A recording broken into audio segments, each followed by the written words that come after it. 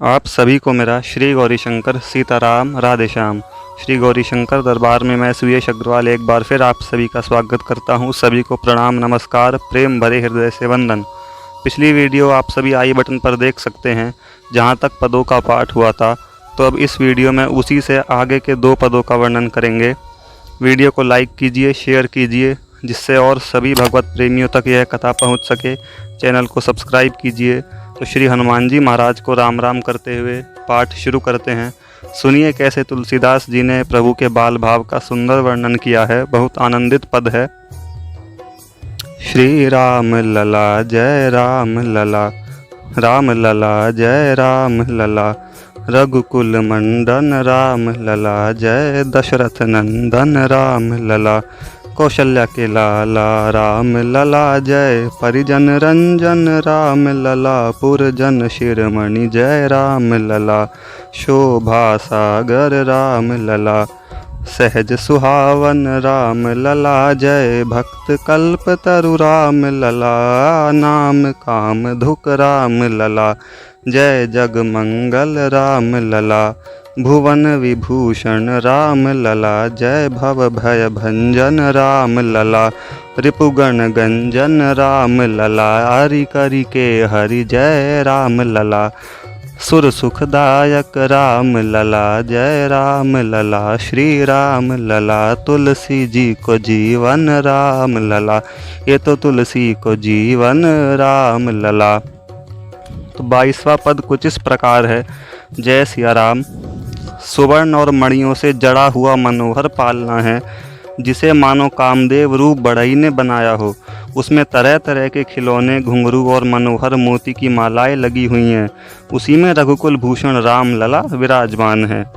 माता ने दशरथ नंदन राम लला को उबटन लगाया, स्नान कराया और मणिमय आभूषणों से सुसज्जित गोद में लिया और फिर उसे सुंदर पालने में सुला दिया। बालक राम को देखकर माता का मन आनंदमग्न हो रहा है। राम के श्याम शरीर की कांति कामदेव और मोरपंख की चंद्रिका की आभा को निरादर करती है। यदि उसकी उपमा नील कमल, नीलमणि अथवा नील मेघ से दी जाए तो भी बुद्धि की लघुता प्रकट होती है। रामलला तो माता के पुण्य पुंज का फल ही हैं। राम के नन्हे नन्हे पाँव हैं, हाथ और अधर एक ही रंग के, अति सुंदर और अरुण वर्ण हैं। नख से शिख तक उनकी सभी अंग सुंदर हैं। ऐसा कौन कवि है जो इनकी छवि का वर्णन न कर सके। रामलला अपने सभी कुटुंबियों को आनंदित करने वाले हैं।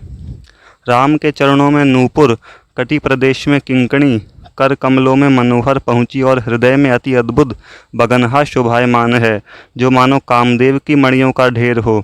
रामलला पुरवासियों के चूड़ामणि हैं। राम के नेत्र नील कमल के समान हैं।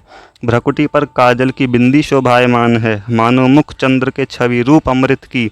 चौकसी के लिए श्रृंगार रस ने रक्षक नियुक्त किया हो। रामलला तो शोभा के समुद्र हैं।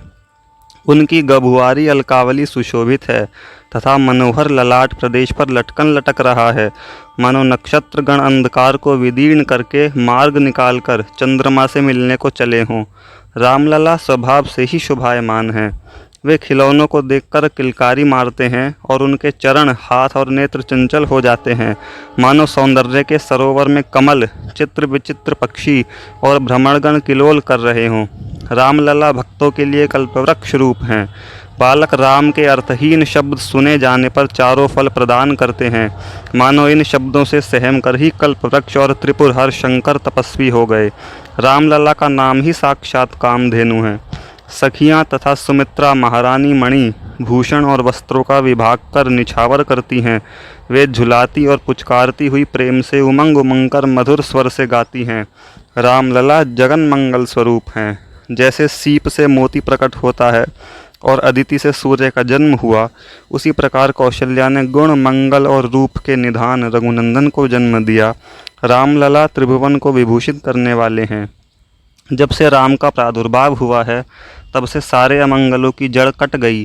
मित्रमंडल आनंदित है, हितैषियों का अभ्युदय हो रहा है तथा वैरियों के हृदय में शूल होता है। रामलला संसार के भय को भंग करने वाले हैं।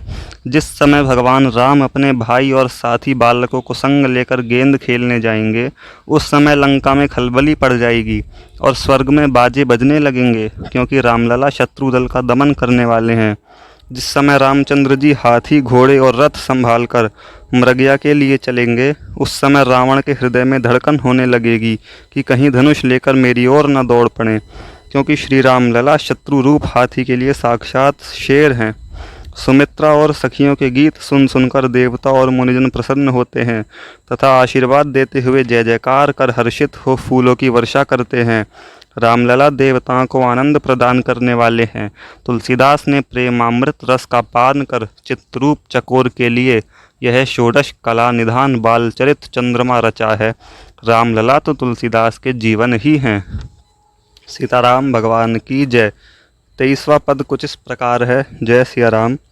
माता कौशल्या पालने में रघुनाथ जी को झुला रही हैं और प्रेम पूर्वक सुंदर स्वर से नाम ले लेकर प्रभु की सुंदर कीर्ति गा रही हैं।